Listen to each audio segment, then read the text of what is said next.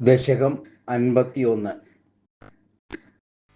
ത്വാമേകദാ ദേവനിജാംഗസംസ്ഥിതം സാലാളയന്തേ തനയം വ്രജേശ്വരീ ഭൂമൗ നിധായാധികഭാരപീഡിത യാതാ നിമഗ്നാ ഗൃഹകർമ്മസു പ്രഭോ.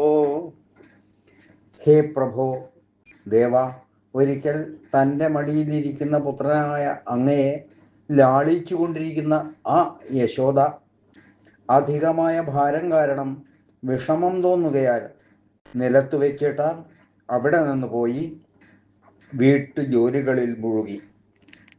യശോദ ഉണ്ണിയെ ലാളിക്കുമ്പോൾ ഉണ്ണിയുടെ ശരീരത്തിന് ഭാരം വളരെയധികം വർദ്ധിച്ചതായി അനുഭവപ്പെട്ടപ്പോൾ മകനെ നിലത്ത് കിടത്തിയിട്ട് അവിടെ നിന്ന് പോയി ഗൃഹ ജോലികളിൽ വ്യാപൃതയായി. ഭൂമൗ നിധായ എന്നതുകൊണ്ട് നിലത്ത് മെത്ത വിരിച്ചു കിടത്തി എന്ന് തന്നെയാണ് അർത്ഥം ഉദ്ദേശിക്കുന്നത്.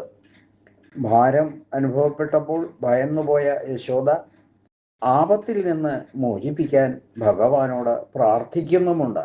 സർവത്ര ഗോവിന്ദ നാമസങ്കീർത്തനം. ഗോവിന്ദ ഗോവിന്ദ.